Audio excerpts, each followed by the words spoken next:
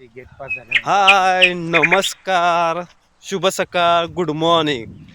आज आम्ही पुशिरेतर्फे पोहाळे येथे पांडवकालीन लेणी बघण्यासाठी जात आहे भटकंतीमध्ये. आमच्यासोबत आमचे मित्र व तसेच सहकारी सुनील पवार साहेब. आम्ही दोघं पण आज मीटिंग होती, मीटिंगला जाण्यासाठी जात आहे आम्ही पन्हाळ्याला. पण जाता जाता पुशिरेतर्फे पोहाळे हे गाव लागतं आणि तिथे पुरातन काळामधील पांडवकालीन लेणी आहे ती आज आम्ही तुम्हाला दाखवत आहे. तर चला आज जाऊया आपण पांडवकालीन लेणी बघण्यासाठी. अशा प्रकारे आपल्याला इथे एक पायवाट लागते. त्या पायवाटेनं आपल्याला आज चालत जावं लागते आणि समोर आपल्याला ज्योतिबाचा डोंगर पण दिसतो बघा. तो समोरचा आहे ज्योतिबाचा डोंगर. ज्योतिबाच्या डोंगराच्या बरोबर पायथ्याला ती लेणी आहे. ती आज आपण बघण्यासाठी जातोय, पांडवकालीन लेणी. प्रथम दर्शनी आपल्याला बाहेरील बाजूला अशा प्रकारे आपल्याला इथे दृश्य बघायला मिळते. तसेच केंद्र शासनाने इथे सूचना फलक देखील लावलेला आपल्याला दिसतो, कारण ही पुरातन गोष्ट असल्यामुळे पुरातन खात्याच्या आधिपत्याखाली येणारी ही पांडवकालीन लेणी असल्यामुळे इथे त्यांचे माहिती दर्शवणारे फलक देखील आपल्याला इथे बघायला मिळते. आजूबाजूचा हा परिसर आहे, परिसर एकदम स्वच्छ वगैरे आपल्याला इथे बघायला मिळतो. तसे ह्या लेण्याच्या बाजूला आपल्याला अशा प्रकारे पाण्याची कुंड देखील इथे बघायला मिळते. पहिले कुंड, त्याच्याच बाजूला दुसरे कुंड वगैरे असे एकूण 4 कुंड आपल्याला इथे बघायला मिळतात. असं समोर गेल्यानंतर आपल्याला इथे पांडवकालीन लेणी हे बघण्यासाठी मिळतात. या बाजूला आपल्याला गुहा सारखा भाग आपल्याला इथे बघायला मिळतो. हे बघा, इथे तपश्चर्या करण्यासाठी किंवा ध्यान साधण्यासाठी पहिल्या काळातील लोक किंवा साधू संत वगैरे या ठिकाणी बसत असतील. अशा प्रकारे आपल्याला प्रथम दर्शनी समोरील बाजूला या प्रकारे आपल्याला स्तूप पण दिसतो. तसे त्याच्या खाली महादेवाची पिंड देखील आपल्याला इथे बघायला मिळते. हे बघा, अशा प्रकारे हे आहे. आपल्याला आत जाता येत नाही, कारण की इथे त्याने ग्रिल लावून लॉक लावलेला आहे. त्याच्यामुळे मी तुम्हाला बाहेरनच दाखवण्याचा प्रयत्न करत आहे. बघा, अशा प्रकारे हे आपल्याला इथे दिसते. महादेवाची पिंड, त्याच्या पाठीमागे स्तूप देखील आपल्याला इथे दिसत आहे. आणि त्याच्यासमोर हा पूर्णपणे पटांगण मोकळा भाग आपल्याला दिसत आहे. त्याच्या बाजूला देखील आपल्याला सभागृह किंवा सभा मंडप देखील आपल्याला या ठिकाणी बघण्यासाठी मिळतो. हा सभा मंडप खूप मोठा आहे. याच्यात माझ्या मते अंदाजे एका टायमाला 200 किंवा 300च्या वर माणसं बसत असतील असा माझा एक अंदाज आहे.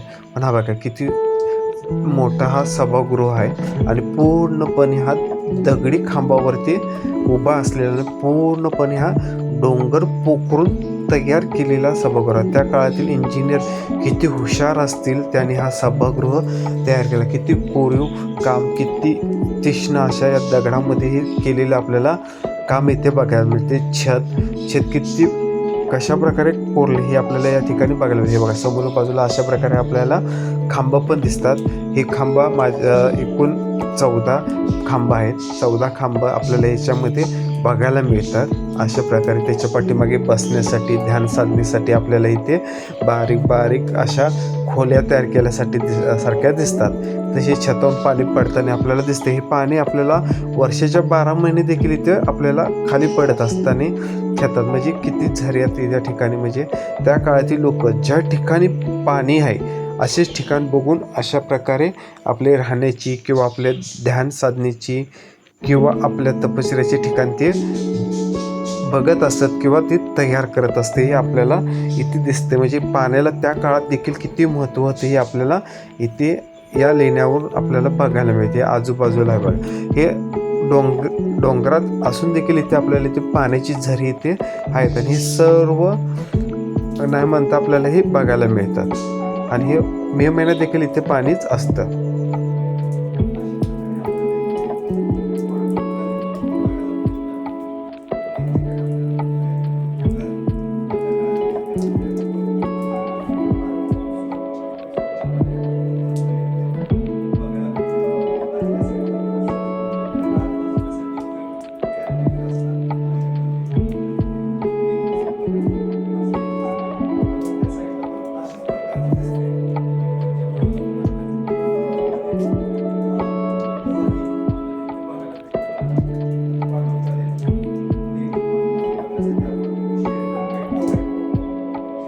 बाजूला या ठिकाणी आज आपण आलेलो आहे. इथे खाली पूर्ण पाणी असते. हे पाणी मे महिन्यात पण इथे पाणी असते. हे बघा, पाणी जाण्यासाठी पण त्या काळातील त्यांनी पूर्णपणे व्यवस्था केलेली आहे. आपल्या आज जर पाणी आलं असलं ते पण बाहेर काढण्यासाठी इथे आपल्याला सर्व बघायला मिळते. बघा, या प्रकारे त्यांनी त्या काळातील व्यवस्था किती करून ठेवली होती, कशा प्रकारे केली असेल.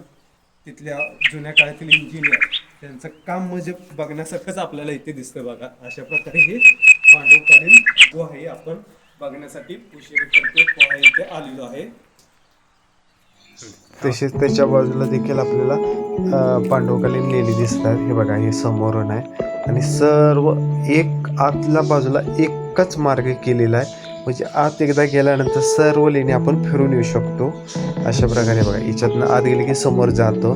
तशी वरती आपल्याला पक्ष्यांनी ते घरटे केलेले वगैरे आपल्याला दिसत आहेत. अशा प्रकारे ही पांडवकालीन लेणी पुशेरीतर्फे पोहाय, जिल्हा कोल्हापूर, तालुका पन्हाळा या ठिकाणी हे बघायला मिळतात आपल्याला. खरंच खूप छान अशी ही कोरलेली लेणी आहेत. खरंच एकदा तुम्ही सर्वांनी भेट द्या व ही लेणी बघा. हे आपल्याला किती छान वाटतं असं आहे बघा. या प्रकारे आपल्याला इथे बघायला मिळतात. आतल्या बाजूला बसण्यासाठी वगैरे इथे म्हणजे या इथनं आपण गेले की पलीकडच्या लेण्यापर्यंत आपल्याला इथं चालत जाता येते. तसेच समोर बाजूला कुंड देखील आपल्याला बघायला मिळते. बघा, किती स्वच्छ पाणी आहे आणि सर्व कुंड बारामाही पाण्याने फुल भरलेली असतात. मे महिन्यात देखील याला पाणी असते. पावसाळ्यात तर हे पाणी ओव्हरफुल होऊन बाहेर पडलेलं आपल्याला इथे बघायला मिळते. किती स्वच्छ आणि नितळ पाणी हे इथे उपलब्ध आहे. हे पाणी पिण्यासाठी देखील इथे वापरतात. अशा प्रकारे ही कुंड आपल्याला इथे बघायला मिळतात. खूप छान असे हे ठिकाण आहे. खरंच एकदा सर्वांनी भेट द्या. अशा प्रकारे आज आपण पांडवकालीन लेणी पुशेरीतर्फे पोहाय या ठिकाणी आलेलो आहे.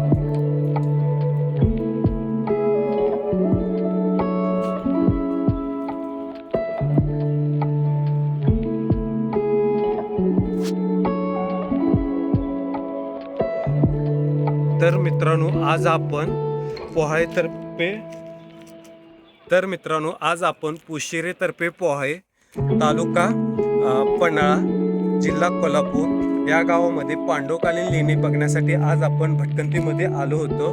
तर आजचा हा व्हिडिओ तुम्हाला कसा वाटला तो कमेंटमध्ये कळवा.